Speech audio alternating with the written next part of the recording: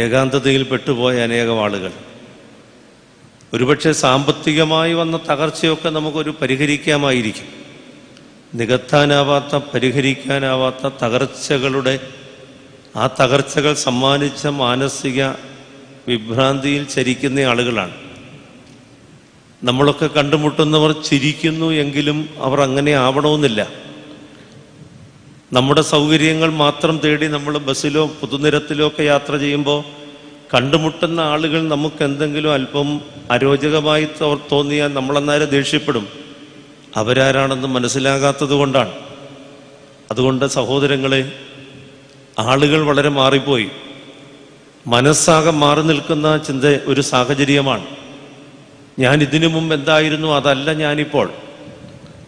എന്നിൽ വന്ന മാറ്റം, അധ്യാപകർ പറയും, വിദ്യാർത്ഥികളിൽ വന്നിരിക്കുന്ന മാറ്റം എന്ന് പറയുന്നത് വിശദീകരിക്കാനാവാത്തതാണ്.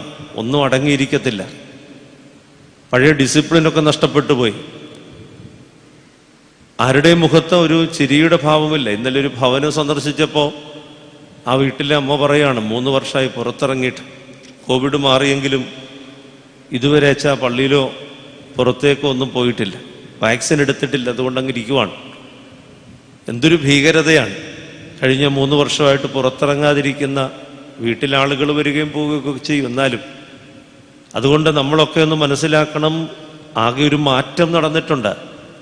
നമ്മുടെ സംസാരത്തിലും സമീപനത്തിലുമൊക്കെ ആളുകളിൽ വന്ന മാറ്റം ഉൾക്കൊണ്ടുകൊണ്ട് ഒന്ന് പ്രവർത്തിക്കുവാൻ കഴിയേണ്ടത് ആവശ്യമാണ്. ഈ കൂടിവരവൊക്കെ അതിനുള്ള ബലവും കൃപയുമായി ഭവിക്കണം. നമ്മളെ മാറ്റുന്നതാവണം, നമ്മുടെ സമീപനത്തെ മാറ്റിമറിക്കുന്നതാവണം. എത്രമാത്രം ക്ഷമിച്ചാലാണ്, എത്രമാത്രം താഴ്ന്നു കൊടുത്താലാണ് കൂടെയുള്ളവരുമായിട്ടൊന്ന് ചേർന്ന് പോകാൻ ഒക്കുക. എൻ്റെ സുഖവും സൗകര്യവും സ്വാതന്ത്ര്യവും ഇഷ്ടാനിഷ്ടങ്ങളുമൊക്കെ നോക്കിയൊരു യാത്ര ഇപ്പോഴത്തെ സാഹചര്യത്തിൽ പറ്റുമെന്ന് തോന്നുന്നില്ല. അതുകൊണ്ട് എനിക്ക് ഓർമ്മപ്പെടുത്താനുള്ളത്, എൻ്റെ സ്വഭാവം ഇങ്ങനെയാണ് എന്ന് പറഞ്ഞ് നടന്ന നമ്മൾ അതൊന്നും മാറ്റിയേ പറ്റുള്ളൂ. ഇങ്ങനെ പോയാൽ ശരിയാവില്ല. അത് ഞാൻ വളരെ പ്രായമുള്ള ആളുകളെ തുടങ്ങി താഴോട്ടുള്ളവരോടാണ് പറയുക. നമ്മുടെ തനതായ രീതിക്കൊരു മാറ്റം വരുത്തിയിട്ട് ചേർന്നു പോകാൻ പരമാവധി ഒരുമിച്ച് അല്ല, ഒരുമിച്ച് പോകാനുള്ള ഒരു ശ്രമമാണ് നാം നടത്തേണ്ടത്. ഉൽപ്പത്തി പുസ്തകം 49-ാം അധ്യായം 22-ാമത്തെ വാക്യം. ആ വാക്യം കുറെ കൂടെ ഉണ്ടെങ്കിലും ഇന്നത്തെ ചിന്തയ്ക്ക് ഇതുമാത്രമാണ് നാം എടുക്കുക. യോസേഫ് ഫലപ്രദമായ വൃക്ഷം, ഒരപ്പൻ്റെ വാക്കുകളാണ്. ഉൽപ്പത്തി 49 യാക്കോബ് തൻ്റെ മക്കളെ അനുഗ്രഹിക്കുന്ന, 12 പേരെ അനുഗ്രഹിക്കുന്ന രംഗമാണ്. അങ്ങനെ പറഞ്ഞു വരുമ്പോൾ യൗസേപ്പിനെ കുറിച്ച് പറയുകയാണ്, യൗസേപ്പ് ഫലപ്രദമായ വൃക്ഷമാണ്. ഒരുപക്ഷെ മനുഷ്യജീവിതത്തിൽ ഏറ്റവും വലിയ സാക്ഷ്യം ഏതാണ് എന്ന് ചോദിച്ചാൽ അത് മാതാപിതാക്കളുടേതാണ് എന്ന് പറയേണ്ടി വരും. ഒരപ്പൻ പറയുന്ന വാക്ക് വളരെ പ്രധാനപ്പെട്ടതാണ്. മറ്റുള്ളവരുടെ മുമ്പിൽ ഭംഗിവാക്ക് പറയുന്നത് പോലെയല്ല. നമുക്കെല്ലാം നമ്മുടെ കുഞ്ഞുങ്ങൾ നല്ലതാണെന്നൊരു ചിന്തയുണ്ട്, അതുപോലെയല്ല. ഒരു ആയുസ് മുഴുവൻ താൻ നട്ട, താൻ വളർത്തിയ, തൻ്റെ കൂടെ നിൽക്കുന്ന, തനിക്ക് എന്തെല്ലാമൊക്കെയോ ആകുമെന്ന് താൻ വിചാരിച്ച തൻ്റെ പ്രിയ മക്കളെ നോക്കിക്കൊണ്ട് ഒരപ്പൻ തൻ്റെ ജീവിതത്തിൻ്റെ അവസാന നിമിഷങ്ങളിൽ പറയുന്ന വാചകം. ഒരു മുഖസ്തുതിയുമില്ല യാക്കോബിൻ്റെ വാക്കുകൾക്ക്. ഉൽപ്പത്തി 49 നിങ്ങൾ വീട്ടിൽ പോയി സാവകാശം വായിക്കുക. മൂത്ത മകനെ വിളിച്ചിട്ട് അവനോട് പറഞ്ഞത്, നീ ശരിയാവില്ല എന്നാണ്, നീ നന്നാവില്ല എന്ന് തന്നെയാണ് അവനോട് പറയുക. അതുകൊണ്ട് യാക്കോബിൻ്റെ വാക്കുകളിൽ മുഖസ്തുതിയൊന്നുമില്ല. യൗസേപ്പിനെ കുറിച്ച് പറയുകയാണ് ഫലപ്രദമായ വൃക്ഷം. ഇത് വായിച്ചപ്പോൾ ഞാൻ ഓർത്തുപോയി, എൻ്റെ അപ്പൻ എന്നെക്കുറിച്ച് എന്താണ് പറയുക? നമ്മളാരും അന്വേഷിക്കാത്തൊരു വിഷയമാണ്. എന്ത് പറഞ്ഞാലും പ്രശ്നമില്ല, അപ്പനല്ലേ അല്ലെങ്കിൽ അമ്മയല്ലേ. അമ്മ എന്തു പറയുന്നു, അപ്പനെന്തു പറയുന്നു എന്നുള്ളത് വളരെ പ്രധാനപ്പെട്ടതാണ്. ഈ ലോകത്തിൽ എന്തെല്ലാമൊക്കെ ആയാലും അവഗണിക്കാൻ പാടില്ലാത്ത ജീവിതങ്ങളാണ്. അവർക്ക് നമ്മൾ എന്താകുന്നു എന്നുള്ളത് വളരെ പ്രധാനപ്പെട്ടതാണ്. ലോകത്തിന് നമ്മൾ എന്തുവാകട്ടെ അത് സെക്കൻഡറിയാണ്. എന്ന് പറഞ്ഞാൽ ഞാനൊരു വൈദികനായി ഇടവക ശുശ്രൂഷ ചെയ്യുമ്പോഴും സഭാ ശുശ്രൂഷ ചെയ്യുമ്പോഴും ഞാൻ ഏറ്റെടുത്ത ഒരു നിയോഗമാണ്. എന്നിരുന്നാൽ പോലും അവിടെയും അവർക്ക് ഞാൻ എന്ത് എന്നുള്ളത് വളരെ പ്രധാനപ്പെട്ടതാണ്. ഇത് ഞാനൊരു ഭംഗിവാക്ക് പറയല്ല. തമ്പുരാൻ ലോകത്തിൻ്റെ രക്ഷയ്ക്ക് വേണ്ടി തൻ്റെ ജീവനെ ത്യജിക്കുന്ന സമയത്ത്, പ്രാണാർപ്പണം ചെയ്യുന്ന സമയത്ത്, മരിക്കുന്നതിന് തൊട്ടു മുമ്പ് നോക്കിയത് അമ്മയിലേക്കാണ്. അമ്മയിലേക്ക് നോക്കിയിട്ട് അമ്മയെ സുരക്ഷിതമാക്കി എന്ന് ഉറപ്പായതിനു ശേഷമാണ് തലചായിച്ച് പ്രാണനെ വിടുന്നത്. ഇല്ലെങ്കിൽ ആ മരണം കുറെ കൂടെ നീണ്ടുപോകുമായിരുന്നു എന്ന് പറയാനാണ് എനിക്ക് താല്പര്യം. അമ്മ സുരക്ഷിതമാകുന്നത് വരെ ക്രിസ്തുവിൻ്റെ ക്രൂശിലെ മരണം നീണ്ടുപോകുമായിരുന്നു. ഇതെൻ്റെ വാക്കുകളാണ്. അതെൻ്റെ ആ വിഷയത്തെക്കുറിച്ചുള്ള സ്വാർത്ഥതയാണ്. എൻ്റെ അമ്മ എന്താകുന്നു, അപ്പൻ എന്താകുന്നു, അവർക്ക് ഞാൻ എന്താകുന്നു എന്നുള്ളത് വലിയൊരു പാഠമാണ്. അത് അവിടെ എന്തെങ്കിലുമൊക്കെ ആകാൻ കഴിയുന്നില്ലെങ്കിൽ, ആയിത്തീരാൻ കഴിയുന്നില്ലെങ്കിൽ, എവിടെയൊക്കെ എന്തൊക്കെയായാലും വലിയ കാര്യമൊന്നുമില്ല. കാര്യം ഇത് വളരെ വളരെ ശ്രദ്ധിക്കപ്പെടേണ്ട ഒരു വിഷയമാണ്. ഈയിടെ ചിന്തിച്ചു പോയതാണ്, ഈ മക്കൾക്ക് കൊടുക്കുന്നതെങ്കിലും മാതാപിതാക്കൾക്ക് കൊടുക്കേണ്ടതല്ലേ എന്ന്.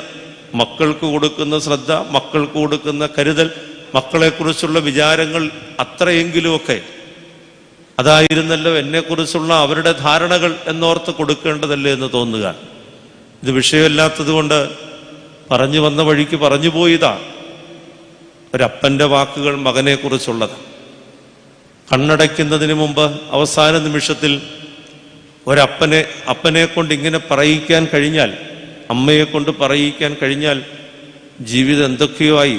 ഏറ്റവും കുറഞ്ഞത് വളർത്തി വലുതാക്കിയവരെങ്കിലും നമ്മളെക്കുറിച്ച് നിരാശരല്ലല്ലോ എന്നെങ്കിലും ആശ്വസിക്കാനായിട്ടൊക്കെ.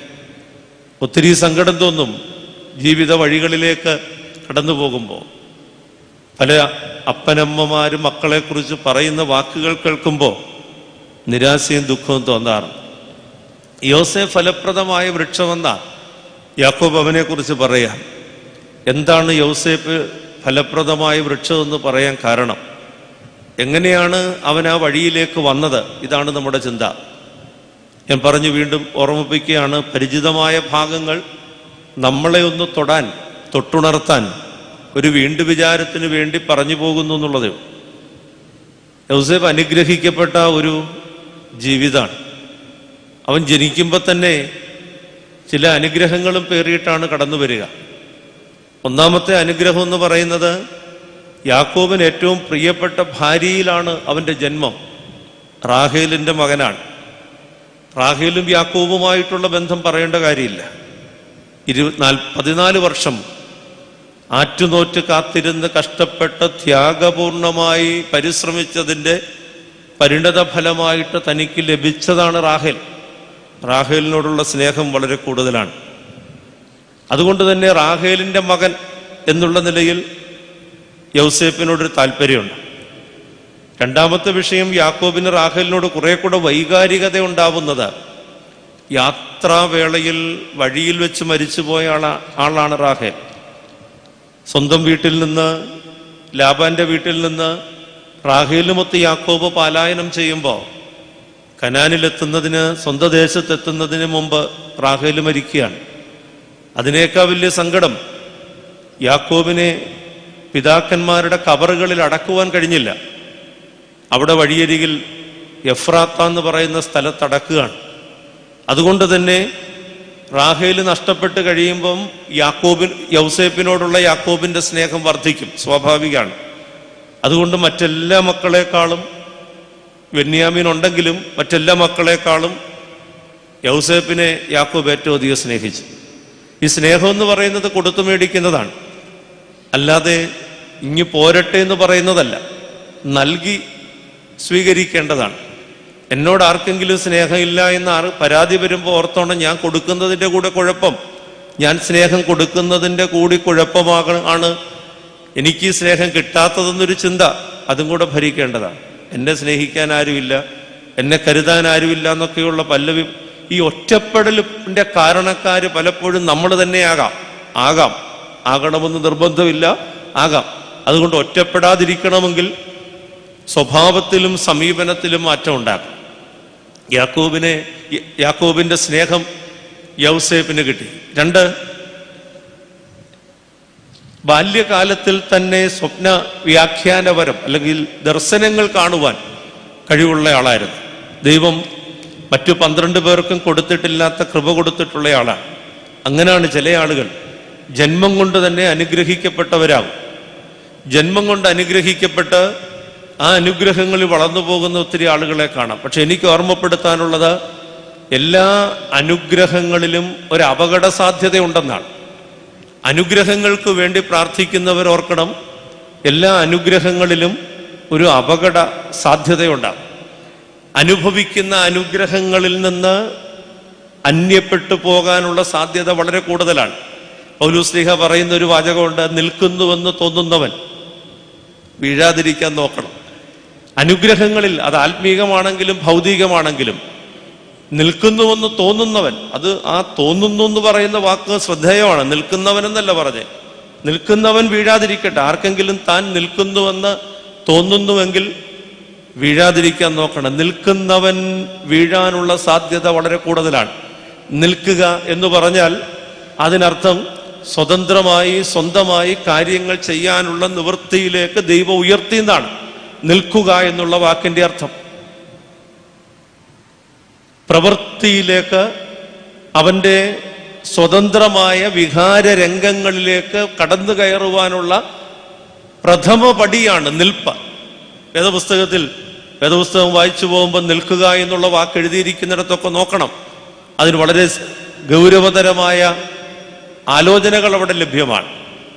അപ്പോ ഒരുത്തൻ നിൽക്കുന്നുവെന്ന് തോന്നുന്നെങ്കിൽ, നിൽക്കുക എന്ന് പറഞ്ഞാൽ ഐ ക്യാൻ, എനിക്ക് സാധിക്കും എന്ന ചിന്തയാണ് നിൽപ്പിന്റെ ആധാരം. അപ്പോ നിൽക്കുന്നുവെന്ന് എനിക്ക് തോന്നുന്നെങ്കിൽ പൗലൂസ് പറയാണ്, വീഴാതിരിക്കാൻ നോക്കിക്കോണേ എന്ന്. നിൽക്കുന്നവൻ വീഴാനുള്ള സാധ്യതയുണ്ട്. ഒരുപക്ഷെ ചെറുപ്പകാലങ്ങളിലൊക്കെ തോന്നുന്ന ഒരു ഭാവമാണത്, എന്നെ കൊണ്ട് സാധിക്കും, എന്നെ കൊണ്ട് കഴിയും. വീഴാതിരിക്കാൻ നോക്കണം. ഇന്നലെ വന്ന വഴിയിൽ 2 ബൈക്കുകൾ മറിഞ്ഞു കിടക്കുന്നതാണ്. ബൈക്കിൽ പോകുമ്പോൾ കയറി സ്റ്റാർട്ട് ചെയ്ത് കഴിഞ്ഞാൽ പിന്നെ നമ്മുടെ ലോകമാണ്. യാത്ര ചെയ്യുന്ന ആളെ സംബന്ധിച്ച് അവരുടെ ലോകമാണ്. എതിരെ വരുന്നവരെ നിഷ്പ്രഭമാക്കിക്കൊണ്ട് അല്പമെങ്കിലും, ഞാൻ മുമ്പേ പറഞ്ഞ പോലെ, അരോചകമായി ആരെങ്കിലും പെരുമാറിയാൽ അവരോടൊക്കെ ദേഷ്യപ്പെട്ടും അറിയാവുന്ന ഭാഷയിലൊക്കെ ആ ദേഷ്യം തീർത്തുമൊക്കെ മുന്നോട്ട് പോകുന്ന 2 ആളുകൾ അങ്ങനെ ചെയ്തു എന്നല്ല, മറിഞ്ഞു കിടക്കുകയാണ്. മറിഞ്ഞ് കഴിയുമ്പോൾ ഉണ്ടാകുന്ന ഒരു ജാള്യതയുണ്ട്, അത് വളരെ ശ്രദ്ധേയമാണ്. ഓടിക്കുമ്പോഴത്തെ ആവേശം മറിഞ്ഞു കഴിയുമ്പോൾ നഷ്ടപ്പെടുക. പൗലൂസ് പറയുക, നിൽക്കുന്നുവെന്ന് തോന്നുന്നവൻ, സമ്പത്തിലാണെങ്കിലും ആരോഗ്യത്തിലാണെങ്കിലും ഒക്കെ നിൽക്കുന്നവൻ വീഴാതിരിക്കാനായിട്ട് നോക്കിക്കോളും. നമ്മുടെ സ്ഥിതി വലിയ കുഴപ്പമില്ലാത്തതാകുമ്പോൾ മറ്റുള്ളവരെ നോക്കിക്കൊണ്ട് കമ്പയർ ചെയ്യാറുണ്ട്. എൻ്റെ കൊച്ചു വലിയ കുഴപ്പമില്ല, മറ്റേതിങ്ങനാണ്, എൻ്റെ അവസ്ഥ വലിയ പ്രശ്നമില്ല, ഈ കമ്പാരിസൺ ഒക്കെ വരുമ്പോൾ ഓർത്തോണം, വീഴാനുള്ള സാധ്യത വളരെ കൂടുതലാണ്. നിൽക്കുന്നു എന്ന് തോന്നുന്നെങ്കിൽ അതൊരു തോന്നലാണ്, വീഴാതിരിക്കാനായിട്ട് നോക്കണമെന്ന് പറയും. ഞാൻ പറഞ്ഞു വന്നത്, എല്ലാ അനുഗ്രഹങ്ങളിലും ഒരു അപകട സാധ്യതയുണ്ടെന്ന് ഓർമ്മിപ്പിക്കുകയായിരുന്നു.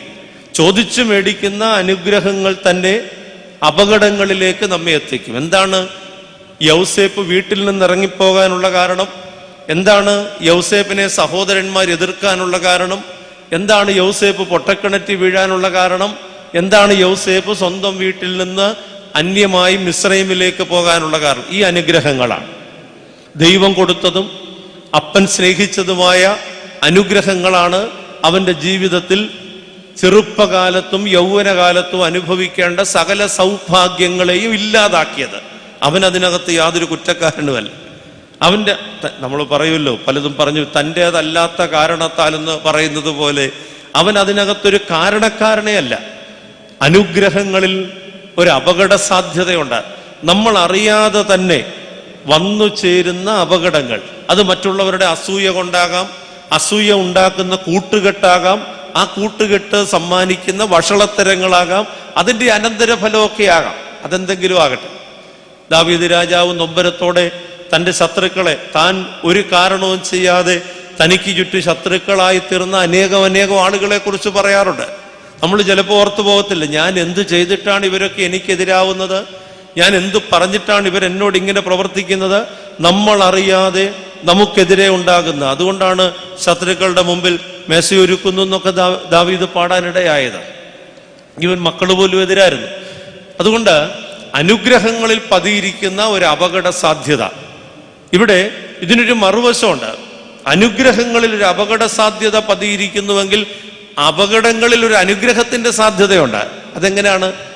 യൗസേപ്പ് കാരാഗ്രഹത്തിലേക്ക് അടയ്ക്കപ്പെട്ട് കാരാഗ്രഹത്തിന്റെ ഉൾമുറികളിൽ എന്ന് പറഞ്ഞാൽ നമ്മൾ പറഞ്ഞ ജയിലാകണമെന്നില്ല, വീട്ടുതടങ്കലിലാണ്. കാരാഗ്രഹത്തിന്റെ ഉൾമുറികളിൽ കഴിയുമ്പോൾ അവിടെ നിന്നാണ് അവിടെ വന്നു ചേർന്ന അപ്പക്കാരനും പാനപാത്രവാഹകനും സഹായിച്ച് അവരോടുള്ള ബന്ധത്തിലാണ്, അവരുടെ വിഷാദം മാറ്റാനുള്ള ഇടയിലാണ് യൗസേപ്പിന് കൊട്ടാരത്തിലേക്കുള്ള മാർഗം തുറന്നു കിട്ടുന്നത്. അപ്പോ അനുഗ്രഹങ്ങളിൽ അപകട സാധ്യതയുണ്ട്, അഹങ്കരിക്കേണ്ട.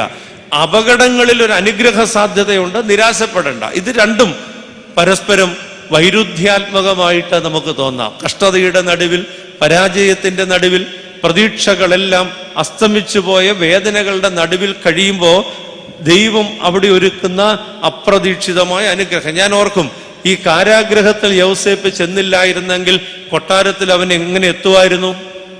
കൊട്ടാരത്തിലേക്കുള്ള വഴി തുറക്കപ്പെടുന്നത് കാരാഗ്രഹത്തിൽ നിന്നാണ്, വീട്ടുതടങ്കലിൽ നിന്നാണ്. അതും വീട്ടുതടങ്കലിലേക്ക് പോകുന്നത് താൻ ചെയ്യാത്ത കുറ്റത്തിന്റെ പേരിലാണ്. ഒരു ആയുസ് മുഴുവൻ വിശുദ്ധിയിൽ ജീവിച്ചിട്ട് സമർപ്പണ ജീവിതം നയിച്ചിട്ട് അടിക്കടി ദുരിതങ്ങൾ, അത് സ്വജനത്തിൽ നിന്നും മറ്റുള്ളവരിൽ, സ്വന്തക്കാരിൽ നിന്നും അല്ലാത്തവരിൽ നിന്നും ഒരുപോലെ ഏറ്റുവാങ്ങേണ്ടി വരുമ്പോ ആ ജീവിതം എത്ര നിരാശപ്പെട്ടു പോകും. ധാർമ്മികതയിൽ അടിസ്ഥാനമിട്ട് ദൈവബന്ധത്തിൽ ജീവിക്കുന്ന ഒരാൾ എല്ലാ അർത്ഥത്തിലും പ്രതിബന്ധങ്ങൾ ഏറ്റുവാങ്ങുമ്പോൾ എത്രമാത്രം നിരാശയാണ് ആ ജീവിതത്തിൽ. ഈ യോബിന്റെ ഭാര്യ പറഞ്ഞതിനെ കുറിച്ച് നമ്മൾ പലപ്പോഴും ഞങ്ങൾ പ്രസംഗിക്കുന്നവരൊക്കെ കുറ്റപ്പെടുത്തി പറയാറുണ്ട്. നീ ഇനിയും ദൈവത്തെ പിടിച്ചോണ്ടിരിക്കുവാണോ, നീ പോയി കെട്ടിത്തൂങ്ങിച്ചാകും, നിന്റെ ദൈവത്തെ തള്ളി പറഞ്ഞിട്ട് എന്ന് പറയുന്ന ഒരു ഭാവം. ആ സ്ത്രീയെ എങ്ങനെ കുറ്റപ്പെടുത്താനൊക്കും? എന്താ ഇയ്യോബിന്റെ വീട്ടിൽ നടക്കുന്നതെന്ന് നിങ്ങൾ വായിച്ചിട്ടുണ്ടോ? ഇയ്യോബിന്റെ വീട്ടിൽ നടക്കുന്ന സംഭവങ്ങൾ വായിച്ചാൽ അത്ഭുതപ്പെട്ടു പോയി. ഈ സ്ത്രീക്ക് ഇയ്യോബ് ഇരിക്കപ്പുറത്ത് കൊടുത്തിട്ടുണ്ടാവില്ല.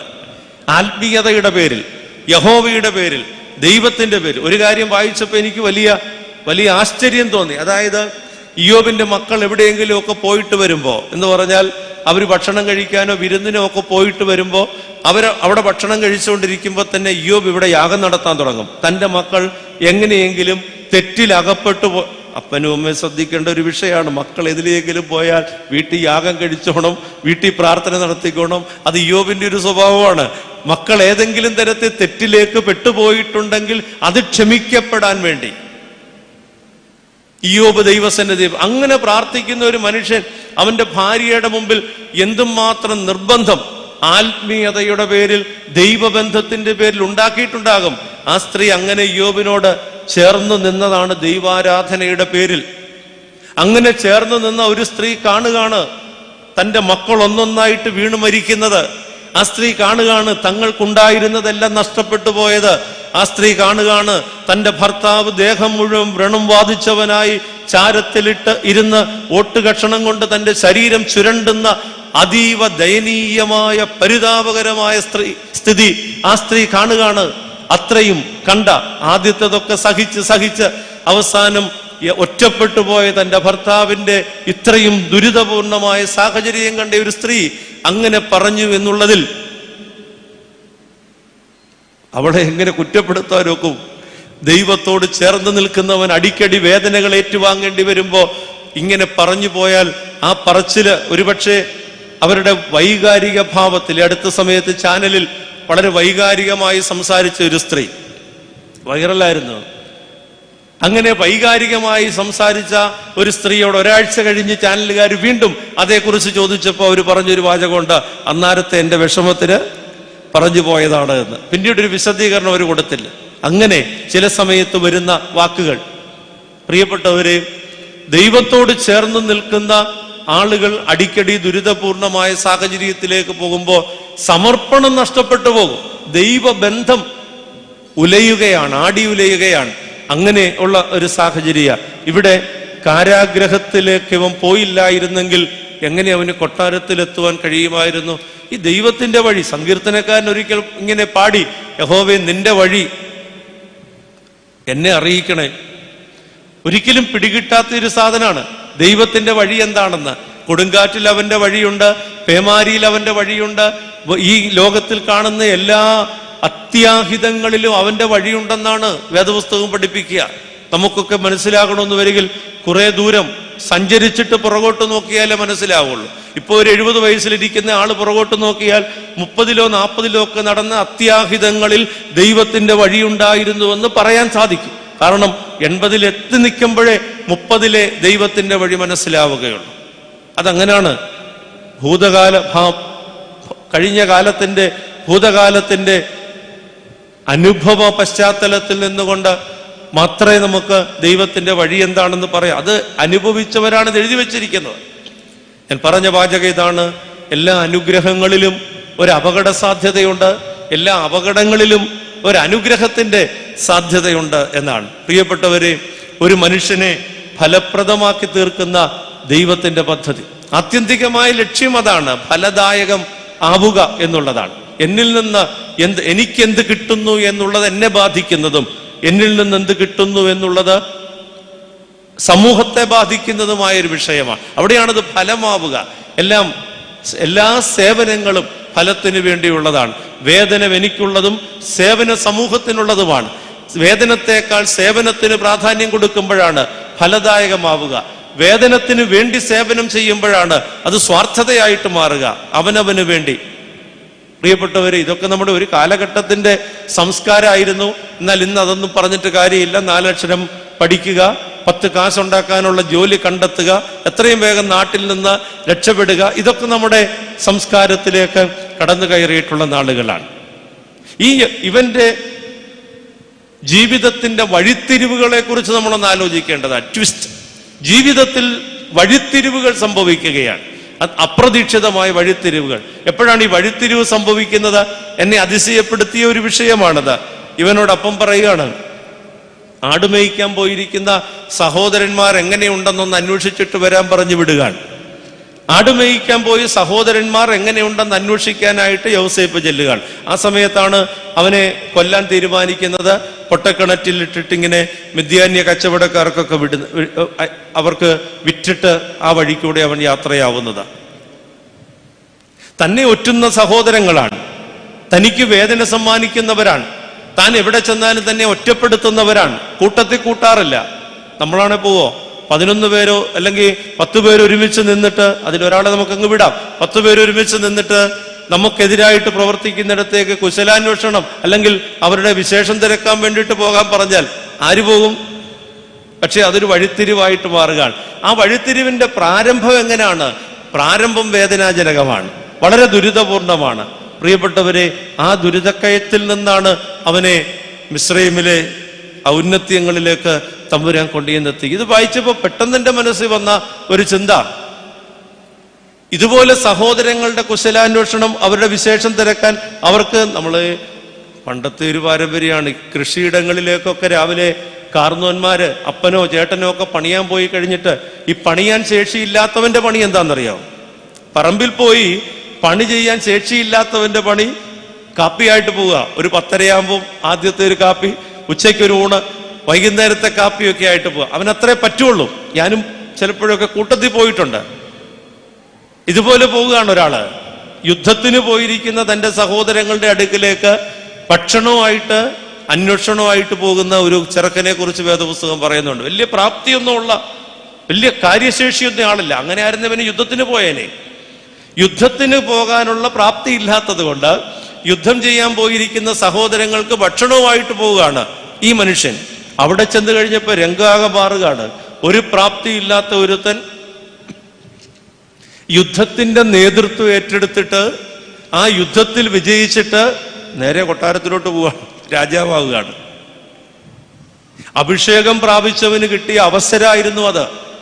ദൈവം ശമൂവേലിലൂടെ അഭിഷേകം ചെയ്ത ദാവീദ് എന്ന കൊച്ചു ബാലനെ കൊട്ടാരത്തിൽ എത്തിക്കാനായിട്ട് ഒരുക്കപ്പെട്ട അത്ഭുതകരമായ, അങ്ങനെ പറയേണ്ടി വരും, അത്ഭുതകരമായ വഴിത്തിരിവിന്റെ നിമിഷങ്ങളായിരുന്നു അത്.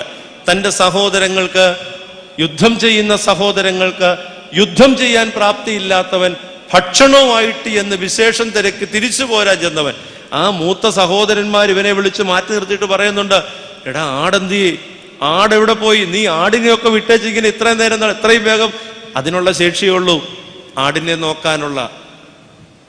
അങ്ങനെയാണ് ഗോലിയാത്തുമായിട്ട് ഏറ്റുമുട്ടി. ഇങ്ങോട്ട് വരുമ്പം ഇസ്രായേൽ കന്യകമാര് പാടുകയാണ്, ശൗൽ 1000 കൊന്നു, ദാവീദ് 10,000 കൊന്നു. അന്ന് തുടങ്ങുകയാണ് ശൗലിന്റെ കണ്ണുകടി. അന്ന് മുതൽ ദാവീദ് നെട്ടോട്ടാണ്. അതിനുശേഷം ഇസ്രായേലിന്റെ സിംഹാസനത്തിലേക്ക് വരിക. സഹോദരങ്ങളുടെ വിശേഷം തിരക്കാൻ പോകുന്ന 2 ആളുകൾ അവരുയരുന്നത് അതുല്യതയിലേക്കാണ്, ആർക്കും എത്തിപ്പിടിക്കാനൊക്കാത്ത അവസ്ഥയിലേക്കാണ്. പ്രിയപ്പെട്ടവരെ, ഈ സഹോദര ബന്ധം, അതിന് വേദപുസ്തകം നൽകുന്ന പ്രാധാന്യം വളരെ വളരെ വലുതാണ്. ഞാൻ സൂചിപ്പിച്ചത്, ഇവനെ ദൈവം ഉയർത്തുന്ന നിമിഷം അത് തന്നെ ഒറ്റുന്ന സഹോദരങ്ങളുടെ മുമ്പിൽ വിശേഷമായിട്ട് ചെല്ലുന്നതാണ്. അപകടങ്ങളിൽ നിന്ന് സുരക്ഷിതത്വത്തിന്റെ, മോശയുടെ കാര്യം ഇതൊക്കെ തന്നെയാണ്. പിറന്നു വീഴുമ്പോൾ വാളാണ്, കൊല്ലപ്പെടാൻ പോവാണ്, വെള്ളത്തിലേക്ക് വിടുകയാണ്, കൊട്ടാരത്തിലെത്തിക്കുകയാണ്, സുരക്ഷിതത്വത്തിന്റെ പാതയിലേക്ക് എത്തിക്കുകയാണ്. ദൈവമാണ് സുരക്ഷിതത്വം ഒരുക്കുന്നത്. അവൻ ഒരുക്കിയാലേ സുരക്ഷിതമാവുകയുള്ളൂ. ആ സുരക്ഷിതത്വത്തിന്റെ മേഖലകളിലേക്ക് എത്തിക്കുന്ന 3 ആളുകളാണ്. 1 യൗസേപ്പ്, 2 മോശ, 3 ഇവിടെ പറഞ്ഞതുപോലെ ദാവീദിന്റെ ചരിത്രം. ഞാൻ സൂചിപ്പിക്കുന്നത്, ഇതൊക്കെ കേൾക്കുമ്പോൾ നിങ്ങളൊരു കാര്യം മനസ്സിലാക്കണം. ഒരു വ്യക്തിയുടെ ജീവിതത്തിന്റെ പിറകിൽ എത്ര വ്യക്തമായ ദൈവകരമാണ്, എത്ര സുരക്ഷിതമായ കരമാണ് ഒരു വ്യക്തിയെ കൊണ്ടു നടക്കുന്നത്. സൂക്ഷിച്ചാൽ ദുഃഖിക്കണ്ട എന്നൊരു വാക്ക് ചെറുപ്രായത്തിൽ പഠിച്ചതാണ്. ചിലപ്പോഴൊക്കെ എന്ന് പറയുന്നതാകെ ശരി, വളരെ സൂക്ഷിച്ച് വണ്ടി ഓടിക്കുന്ന ആളുകൾ വണ്ടി ആക്സിഡന്റിൽ മരണപ്പെട്ടതിന്റെ കുറെ കഥ എനിക്ക് പറയാറുണ്ട്. എതിരെ വന്നവരുടെ കുഴപ്പമാണ്.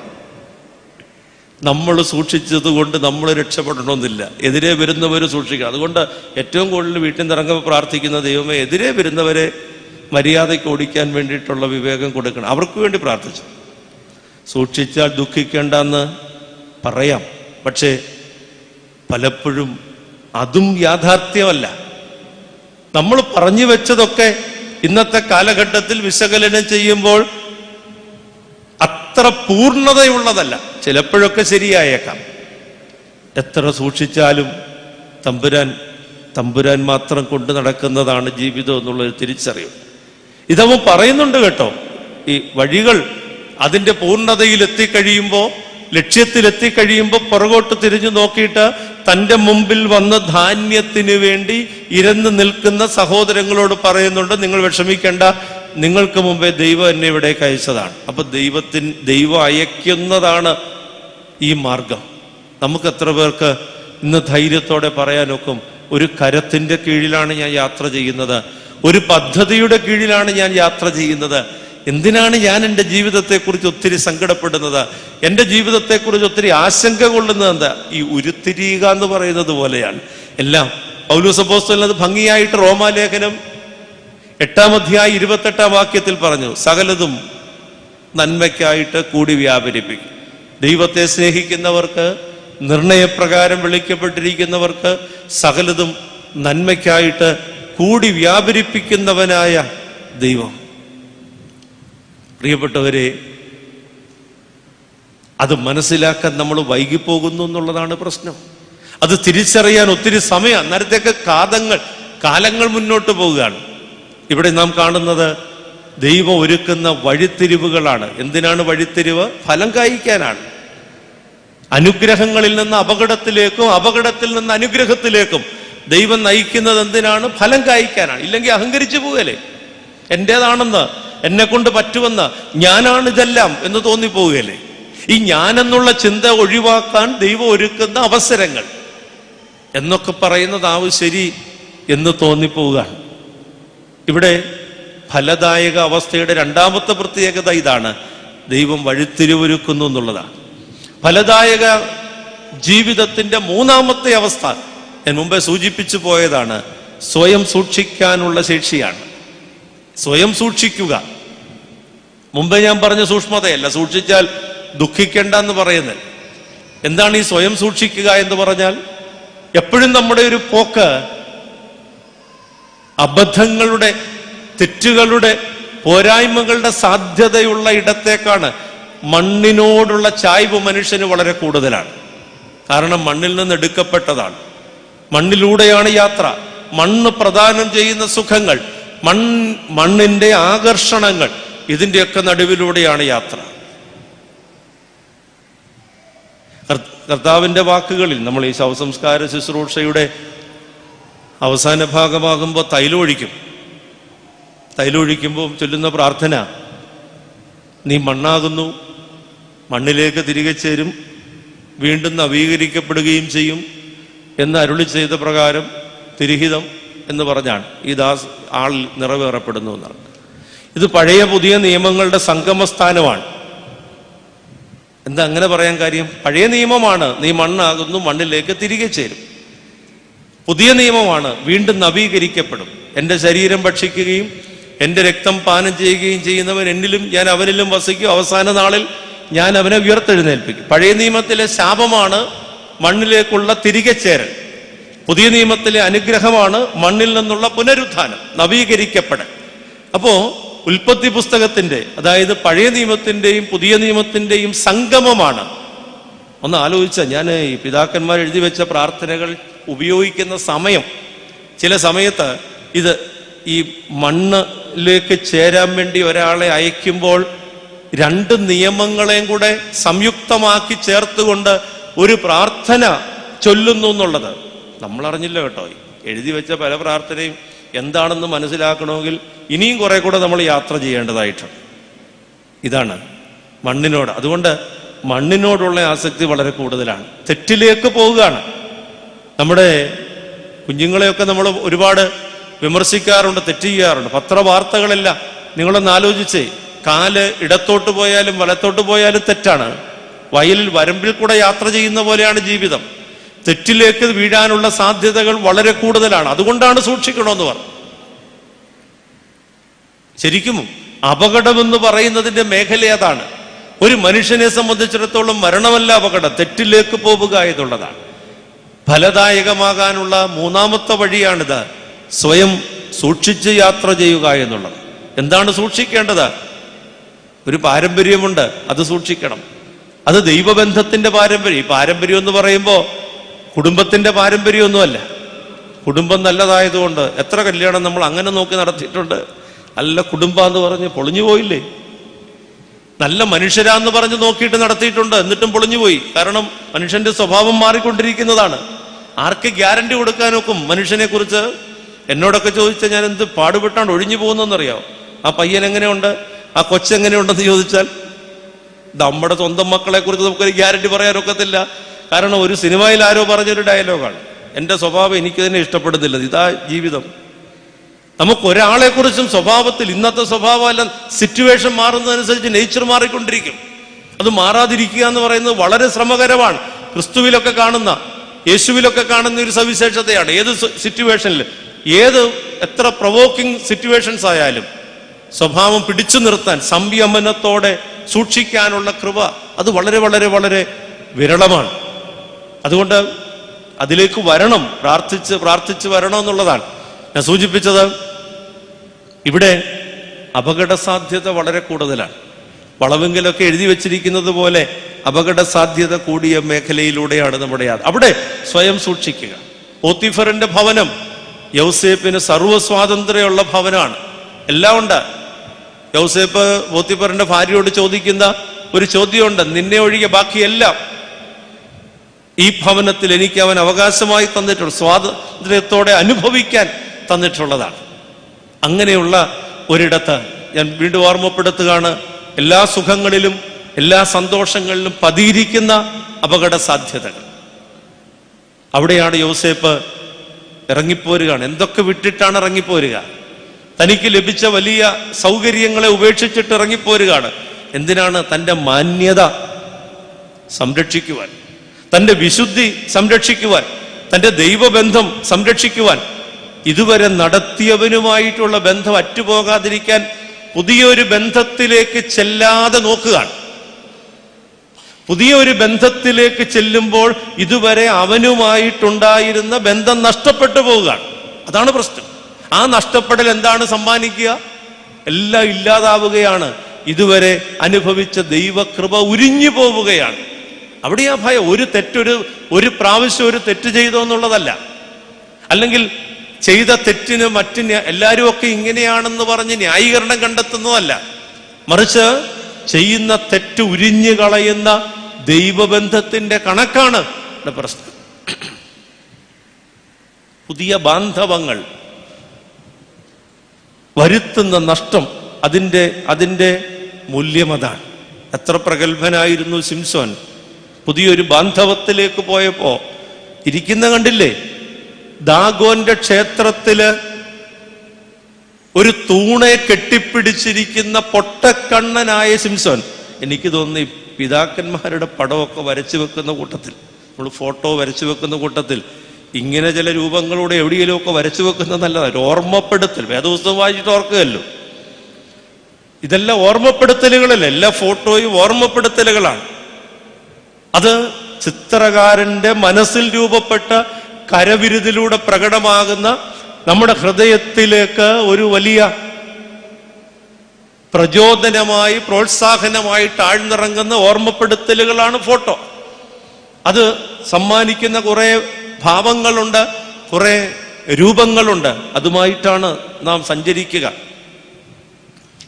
ഇങ്ങനെയും ചില ഓർമ്മപ്പെടുത്തലുകൾ. ദാഗോന്റെ ക്ഷേത്രത്തിൽ തൂണിൽ കെട്ടിപ്പിടിച്ച് ഇരിക്കുന്ന കണ്ണ് പൊട്ടനായ ശിംശോന്റെ രൂപം വരച്ചു വെക്കണമെന്നുള്ളതാണ് എൻ്റെ അഭിപ്രായം. പള്ളി പറ്റുമെന്ന് എനിക്കറിയത്തില്ല, പള്ളി വിശുദ്ധന്മാരുടെ പറ്റുള്ളൂ. എന്താ ഓർമ്മപ്പെടുത്തൽ? മാതൃഗർഭത്തിൽ പരിശുദ്ധാത്മാവിനെ പ്രാപിച്ച് ഇസ്രയേലിന്റെ മുമ്പിൽ അജയ്യനായി നിലകൊണ്ട് ഫെലിസ്ത്യരുടെ മുമ്പിൽ ഒറ്റയാളായി പോരാട്ടം നടത്തി പരാക്രമങ്ങൾ കൊണ്ട് ശ്രദ്ധിക്കപ്പെട്ട, ആർക്കും കീഴ്പ്പെടുത്താനാവാത്ത, ലോകത്തിലൊരു ശക്തിയുടെ മുമ്പിൽ തലകുനിക്കാതെ നിന്ന അജയ്യനായ ശിംശോൻ ഒരു അവിഹിതമായ പുതിയ ബാന്ധവത്തിലേക്ക് പോയപ്പോ സംഭവിച്ച അപജയമാണ് പൊട്ടക്കണ്ണനായിട്ട് ദാഗോന്റെ ക്ഷേത്രത്തിൽ ഇരിക്കുന്ന ശിംശോൻ. അവന്റെ പ്രാർത്ഥന കേട്ടപ്പോൾ എനിക്ക് സങ്കടം തോന്നി. ഒരു പ്രാവശ്യം കൂടെ 51 സങ്കീർത്തനത്തിന്റെ ഒരു പതിപ്പ് പോലെയാണ് അതെനിക്ക് ഞാൻ വായിച്ചെടുത്തത്. ഒരു പ്രാവശ്യം കൂടെ അതെനിക്കൊന്ന് തരാമോ? എന്താ? എലിയായുടെ പുറകെ നടന്ന് കുറെ നേരം നടന്ന്, എല്ലാരും പറഞ്ഞത് കേൾക്കാതെ നടന്ന്, എലിയാവിന്റെ കൂട്ടത്തിൽ അവൻ സ്വർഗാരോഹണം ചെയ്യുന്നത് വരെ നടന്നിട്ട് എലീശ മേടിച്ചു കെട്ടിയ ആത്മാവിന്റെ ഇരട്ടി ശക്തിയുണ്ടല്ലോ,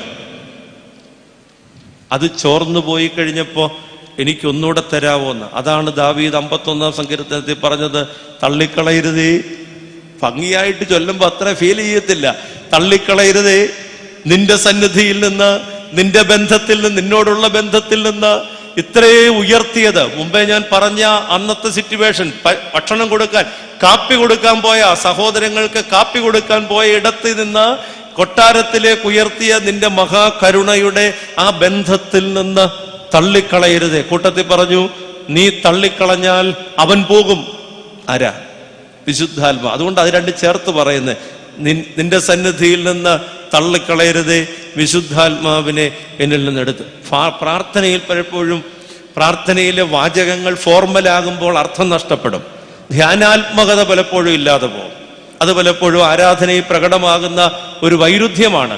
മനോഹരത്വം, കാവ്യഭാവന അതിൻ്റെ എല്ലാ അർത്ഥത്തിലും, കാവ്യാത്മകത അതിൻ്റെ എല്ലാ അർത്ഥത്തിലും വർദ്ധിക്കുമ്പോൾ അർത്ഥം മനസ്സിലാക്കാൻ കഴിയാതെയും ധ്യാനിക്കാൻ കഴിയാതെയും നമ്മൾ സാധാരണക്കാരായതുകൊണ്ട് പെട്ടുപോകും. നമ്മളിപ്പോൾ എന്തോ ചെയ്യുന്നത്? ഒരു ചാനലിൽ പരസ്യം വരുമ്പോൾ മറ്റേ ചാനൽ ഞെക്കും, അല്ലേ? ഇതാണ് നമ്മുടെ പരിപാടി. അത്ര ക്ഷമിക്കാൻ പോലും നമ്മളെ കൊണ്ട് പറ്റത്തില്ല. ഈ പരസ്യക്കാർ വിചാരിച്ചിരിക്കുന്നത് നമ്മളിത് മുഴുവൻ കണ്ടുകൊണ്ടിരിക്കുന്ന, അതിനാണ് അവർ കാശ് കൊടുത്ത് അവർ പരസ്യം കൊടുക്കുന്നത് കൊണ്ടാണ് നമുക്കിത് കാണാൻ ഒക്കുന്നത്. അതും ശരിയാണ്. പക്ഷേ നമ്മളാരും പരസ്യം അങ്ങനെ ഇരുന്ന് കാണുന്നില്ല എന്നുള്ളതാണ് ഒരു യാഥാർത്ഥ്യം. ക്ഷമയില്ല, ചാനൽ മാറ്റും. അതുകൊണ്ട് കോൺസെൻട്രേഷൻ ഇപ്പം ലെവല് ഇതുപോലെയാ, എപ്പോൾ പരസ്യം വരുന്നോ അതനുസരിച്ച് മാറുന്നത് പോലെയാണ് മൈൻഡ് സെറ്റപ്പ്. അങ്ങനെയാണ്. ഇരുന്നു കൊടുക്കാൻ ആരും തയ്യാറല്ല.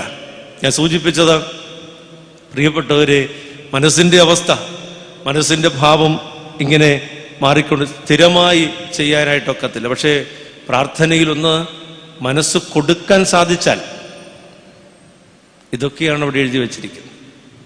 തള്ളരുതേ നിന്റെ സന്നിധിയിൽ തള്ളിയാൽ ആത്മാവ് പോവും. ആത്മാവ് പോയാൽ പിന്നെ ഞാനില്ല. കൊമ്പിൽ തൈലവുമായിട്ട് വന്ന ശമൂവേൽ അഭിഷേകം ചെയ്തപ്പോ കിട്ടിയ ആത്മശക്തിയാ ഗോലിയാത്തിന്റെ മുമ്പിൽ നിൽക്കാൻ എന്നെ പ്രാപ്തനാക്കിയത്, അല്ലാതെ ഇശായിയുടെ 8ാമത്തെ മകനെന്നുള്ള ആ ഒരു ധാരണയൊന്നുമല്ല. ആ ആത്മശക്തിയാ സഹോദരങ്ങളെ. അതുകൊണ്ട് അതിനുവേണ്ടി മാത്രം പ്രാർത്ഥിച്ചാൽ രക്ഷപ്പെടുമെന്നാണ് എൻ്റെ മതം, എൻ്റെ അഭിപ്രായം.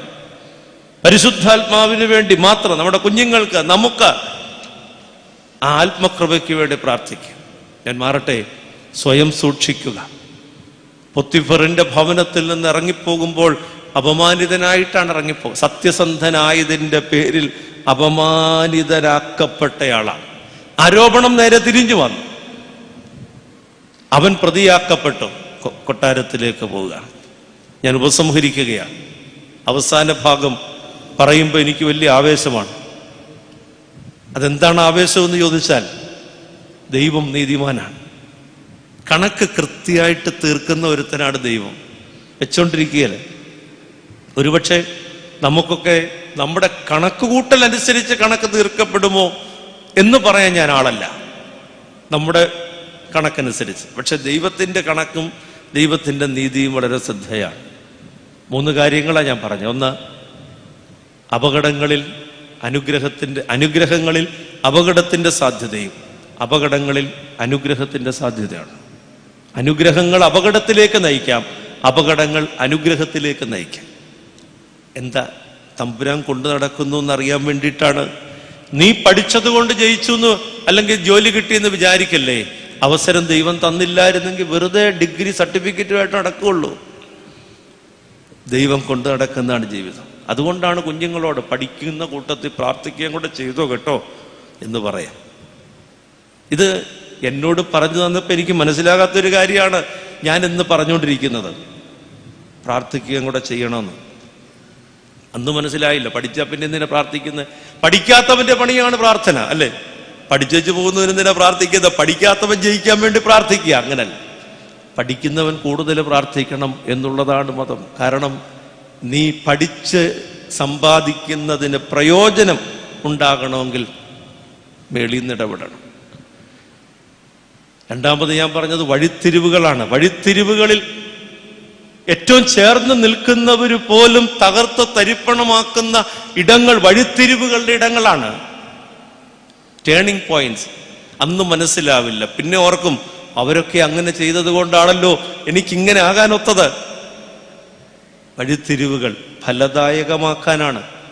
അതിൽ ഏറ്റക്കുറച്ചിലുകളുണ്ട് വഴിത്തിരിവുകളിൽ. മൂന്നാമത് ഞാൻ പറഞ്ഞത് ഫലദായകമാകാൻ ആഗ്രഹിക്കുന്നവൻ സ്വയം സൂക്ഷിക്കണമെന്നുള്ളതാണ്. വിശുദ്ധിയിൽ, ദൈവബന്ധത്തിൽ. ആ കൃപയറ്റുപോയാൽ തീർന്നു. കൃപയറ്റുപോയാൽ തീരുക. അങ്ങനെ യൗസേപ്പ് ഫലദായകായി. ആർക്ക്? തൻ്റെ അപ്പന്. യാക്കോബിന്റെ വാർദ്ധക്യത്തിൽ നന്നായിട്ട് ഭക്ഷണം കഴിച്ചാണ് കേട്ടോ. കനാനിൽ ക്ഷാമം, ഭക്ഷണം കഴിക്കാനില്ല. മിസ്രൈമിൽ സമൃദ്ധി. മിസ്രൈമിൽ ഏറ്റവും ശ്രേഷ്ഠമായ സ്ഥലത്ത് കൊണ്ട് താമസിപ്പിച്ച് ഭക്ഷണം കൊടുക്കാവുന്ന എല്ലാ സൗകര്യങ്ങളും കൊടുത്ത് യാക്കോബിനെ മരണത്തിന് മുമ്പ് യോസേഫ് സംരക്ഷിക്കുക. നമ്മൾ ഉറപ്പാക്കണം കേട്ടോ, മരണത്തിന് മുമ്പ് അപ്പനും അമ്മയും ഗോശൻ ദേശത്താണ് താമസിക്കുന്നത്. ഗോശൻ എന്ന് പറഞ്ഞാൽ മിസ്രൈമിലെ ഏറ്റവും നല്ല സ്ഥലം. മരണത്തിന് മുമ്പ് അപ്പനും അമ്മയും നന്നായിട്ട് ഭക്ഷണം കഴിച്ചാണ് ജീവിക്കുന്നതെന്ന് ഉറപ്പാക്കണം. മരണത്തിന് മുമ്പ് അപ്പന്റെ അമ്മയുടെയും മനസ്സിനും ശരീരത്തിനും സംതൃപ്തിയുണ്ട്. അതാണല്ലോ ഇതിൻ്റെയൊക്കെ അർത്ഥം. തൃപ്തിയോടെയാണ് അവർ ജീവിക്കുന്നതെന്ന് ഉറപ്പാക്കണം. അപ്പന് ഫലദായകമായി. 2, തൻ്റെ ഈ സഹോദരങ്ങൾക്ക് ഫലദായകമായി. 3, തനിക്ക് അഭയം നൽകിയ മിസ്രൈമിന് ഫലദായകമായി.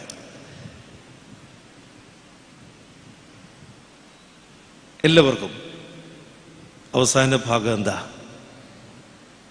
യൗസേപ്പ് മരിക്കുന്നു. ഉൽപ്പത്തി പുസ്തകം 50-ാം അധ്യായം 25-ാം വാക്യത്തിൽ മരിക്കുന്നതിന് മുമ്പ് യൗസേപ്പ് പറഞ്ഞു, നിങ്ങൾ ഇവിടെ നിന്ന് പോകുമ്പോൾ എൻ്റെ അസ്ഥികളും കൂടെ കൊണ്ടുപോകണം. ഇസ്രായേൽ 430 വർഷം കഴിഞ്ഞിട്ട് യാത്ര ആരംഭിക്കുക മോശയുടെ നേതൃത്വത്തിൽ. കഴിഞ്ഞ 4 നൂറ്റാണ്ടുകളായിട്ട് മിസ്രയീമിൽ അടിമകളാണ്. യൗസേപ്പ് പോയതോടെ തീർന്നു ഇസ്രായേൽക്കാരുടെ സകല പ്രാവീണ്യവും. അങ്ങനെയാണ്, ചിലര് പോകുന്നതോടെ തീരും, അതിന് പകരം സംവിധാനമില്ല. മിസ്രയീമിൽ നിന്ന് യാത്ര ആരംഭിക്കുമ്പോൾ ഈ യൗസേപ്പിന്റെ അസ്ഥിയും കൂടെ ചുമന്നുകൊണ്ടാണ് പോവുക. യോശുവയുടെ പുസ്തകം 24-ാം അധ്യായം 32-ാം വാക്യത്തിൽ ഇങ്ങനെ എഴുതിയിട്ടുണ്ട്, ഇസ്രായേൽക്കാർ കൊണ്ടുവന്ന അസ്ഥികൾ, യൗസേപ്പിന്റെ അസ്ഥികൾ അവര് ശേഖേമിൽ സംസ്കരിക്കുക. എന്നിട്ട് അത് യൗസേപ്പിന്റെ മക്കൾക്ക് ആ സ്ഥലം അവകാശമായിട്ട് കൊടുത്തി. കല്ലറയുടെയൊക്കെ വീരവാദം മുഴക്കുമ്പോൾ, കല്ലറ ഒരു വികാരമാണ്, അതെൻ്റേതാണ്, അത് അടുത്തുള്ള ആൾ പണിയുമ്പോൾ അതിലോട്ട് കയറാൻ പറ്റില്ല, അതിലെഴുതി വെക്കുന്ന ഇതൊക്കെ മുടക്കുമ്പോൾ ഓർത്തോണം ആരുടെ കല്ലറയെ കുറിച്ചാണ് ഈ പറയുന്നതെന്നും കൂടെ ഓർത്തോണം. ഇവിടെ ഒരു വലിയ നീതിയുണ്ട്, അതാ ഞാൻ പറയാൻ പോകുന്നത്. എന്താ നീതി എന്നറിയാവോ? പൊട്ടക്കിണറ്റിലിട്ടത് തിരസ്കരിച്ച് മിദ്യാന്യർക്ക് വിറ്റ് ഇവന്മാര് കാരണം മിസ്രയീമിലേക്ക് പോയ യൗസേപ്പിന്റെ അസ്ഥി അവരെ കൊണ്ട് തന്നെ തോളിൽ ചുമപ്പിച്ച് തിരിച്ച് കനാൻ ദേശത്ത് മരണത്തിന് 400 വർഷം കൊണ്ടുചെന്നെത്തിക്കുന്ന ഒരു നീതി. നീതി നിരങ്ങിയേ വരുമെന്നോ അങ്ങനെയൊക്കെ പറയാറുണ്ട്. ആരാണോ ഇവൻ മിസ്രയീമിലേക്ക്, കനാനിൽ നിന്ന് മിസ്രയീമിലേക്ക് പോകാൻ കാരണക്കാരായത്, അവരെ കൊണ്ടല്ല, അവര് ഒരിക്കലും ഇല്ല, അവര് മരിച്ചുപോയി. അവരുടെ അനന്തര തലമുറയെ കൊണ്ട് ചുമപ്പിച്ച് തോളിലേറ്റി. ചെങ്കടല് വന്നിട്ടും വിട്ടില്ല, മരുഭൂമിയിൽ ഇവന്മാരെല്ലാം ചത്തുപോയി. വന്നതിൽ 2 പേരൊഴികെ ബാക്കി എല്ലാവരും യാത്ര ആരംഭിച്ചതിൽ മരിച്ചുപോയെന്നാ വേദപുസ്തകം പറയും. എന്നിട്ടും അങ്ങനെ മിസ്രയീമിലേക്ക് ആഘോഷത്തോടെ യൗസേപ്പിനെ കൊണ്ടുവരികയാണ്. അങ്ങോട്ട് പോയതെങ്ങനെയാ? എങ്ങോട്ട്? മിസ്രയീമിലേക്ക് പോയതെങ്ങനെയാ? ഇവന്മാര് കുറ്റപ്പെടുത്തി, ഒറ്റപ്പെടുത്തി, നൊമ്പരപ്പെടുത്തി, തകർത്ത് തരിപ്പണമാക്കി മിസ്രയീമിലേക്ക് കൊണ്ടുവിട്ട യൗസേപ്പിനെ മിസ്രയീമിൽ നിന്ന് ആഘോഷമായിട്ട് കനാനിലേക്ക് തിരിച്ചു കൊണ്ടുവരികയാണ്. എനിക്കിങ്ങനെ പറയാനാണ് താല്പര്യം. ശരിക്കും ഇസ്രായേലിന്റെ മരുഭൂമിയിലൂടെയുള്ള യാത്ര ഒരു വിലാപയാത്രയാണ്. എന്താ വിലാപയാത്ര? മൃതദേഹവും വഹിച്ചുകൊണ്ടുള്ള യാത്രയാണ്. 400 വർഷം കഴിഞ്ഞതുകൊണ്ട് വിലാപമില്ല, എന്നാലും ഒരു ശവസംസ്കാരത്തിന് വേണ്ടിയുള്ള യാത്രയായിരുന്നു. ആരുടെ ശവസംസ്കാരം? തങ്ങൾ തിരസ്കരിച്ചവനെ നെഞ്ചിലേറ്റിക്കൊണ്ട ആ കുറ്റകൃത്യത്തിന് പരിഹാരവും നേടാൻ വേണ്ടിയിട്ടുള്ള, അങ്ങനെ ഒരു സായുജ്യം കണ്ടെത്താനുള്ള ഒരു യാത്ര യൗസേപ്പിന്റെ അസ്ഥികളുമായിട്ട് നടത്തുകയാണ്.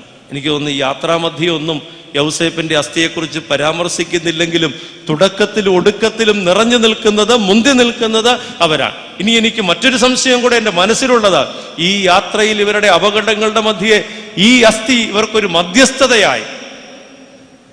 അങ്ങോട്ട് പോയപ്പോൾ യൗസേപ്പ് അനുഭവിച്ചത് മുഴുവൻ ഇങ്ങോട്ട് വരുമ്പം ചുമക്കുന്നവന്മാർ അനുഭവിക്കുകയാണ്, തിരസ്കരിച്ചവരനുഭവിക്കുകയാണ്. ആ ദുരിതപൂർണമായ യാത്രയിലും അവരുടെ മധ്യസ്ഥനായി, അവരുടെ അഭിമാനമായി അവരുയർത്തിപ്പിടിച്ചത് ഈ ശവപ്പെട്ടിയാണ്. നമ്മളിപ്പോൾ അങ്ങനെയാണല്ലോ കൊണ്ടുവന്നത്, അതുകൊണ്ടാണ് ശവപ്പെട്ടി എന്ന് പറഞ്ഞത്. ഉപസംഹരിക്കുകയാണ്. ഇതാണ് ദൈവത്തിൻ്റെ നീതി. കാത്തിരിക്കേണ്ടി വരും, ചിലപ്പോൾ തലമുറകൾ കാത്തിരിക്കേണ്ടി വരും. 2 തരത്തിലുള്ള അളവാണ് അത്. തിരസ്കരിച്ചവന്മാരുടെ തലമുറ ചുമക്കാൻ നിർബന്ധിതരാവുകയും തിരസ്കരിക്കപ്പെട്ടവൻ അവന്റെ ഓർമ്മ ആഘോഷമായി ആദരിക്കപ്പെടുകയും ചെയ്തു. പെരുന്നാളൊക്കെ ഇതാ കേട്ടോ, തിരസ്കരിച്ചവന്റെ അല്ല, ദൈവബന്ധത്തിൽ നിന്ന് തങ്ങൾക്ക് അനുഗ്രഹ കാരണമായി തീർന്നവനെ ആഘോഷത്തോടെ ചുമക്കുന്നതാണ് പെരുന്നാൾ. അത് കേവലം ആണ്ടിലൊരിക്കൽ നടത്തുന്ന പ്രോഗ്രാം അല്ല. ദൈവബന്ധത്തിൽ നിന്ന് ഞങ്ങളുടെ അനുഗ്രഹത്തിന്റെ കാരണമായി വിരാജിച്ചവനെ തലമുറകൾ നെഞ്ചിലേറ്റുക, തോളിലേറ്റുക, ചുമന്നുകൊണ്ട് നടക്കുകയാണ്. ഇതാണ് പരിമല തിരുമേനിയുടെ ഓർമ്മ പെരുന്നാൾ. ഇതാണ് മാതാവിന്റെ ഓർമ്മ പെരുന്നാൾ. ഞങ്ങൾ മിസ്രയീമിൽ അനുഗ്രഹിക്കപ്പെട്ടതിൻ്റെ കാരണക്കാരനായ യൗസേപ്പിനെ ചുമന്നുകൊണ്ടുള്ള യാത്ര ഫലദായകമാണെങ്കിൽ അടുത്ത തലമുറ ചുമക്കും. ഫലദായകമാണെങ്കിൽ അടുത്ത തലമുറ ചുമക്കും. യൗസേപ്പ് ഫലപ്രദമായ വൃക്ഷം. വേറെ ആരുടെ ചുമന്നില്ലല്ലോ? ഗോശേൻ ദേശത്ത് എത്രയോ പേര് ചത്തുപോയിട്ടുണ്ട്. ആരും ചുമന്നില്ലല്ലോ. ഫലദായകമാണെങ്കിൽ ചുമക്കും. ചില ഫലദായകർ ചുമക്കപ്പെടുന്നു, ചില ഫലദായകർ ആദരിക്കപ്പെടുന്നു. അത് കാതങ്ങൾ, നൂറ്റാണ്ടുകൾ കഴിഞ്ഞിട്ടും ആദരിക്കപ്പെടുന്നു. കാരണം അവർ ഫലദായകരായിരുന്നു. അതിൻ്റെ കാരണം എന്താണ്? അപകടങ്ങളിൽ അനുഗ്രഹങ്ങളും അനുഗ്രഹങ്ങളിൽ അപകടങ്ങളും അത് കണ്ട് യാത്ര ചെയ്തവരാണ്. രണ്ട് വഴിത്തിരിവുകൾ അനുഗ്രഹത്തിന്റെ വഴിയായി ഏറ്റെടുത്തവരാ. സ്വയം സൂക്ഷിച്ച് വിശുദ്ധിയിൽ നിലകൊണ്ടവരാണ്. യൗസേപ്പിനെ പോലെ ഫലപ്രദമാവാം നമുക്കും. ദൈവം അനുഗ്രഹിക്കും.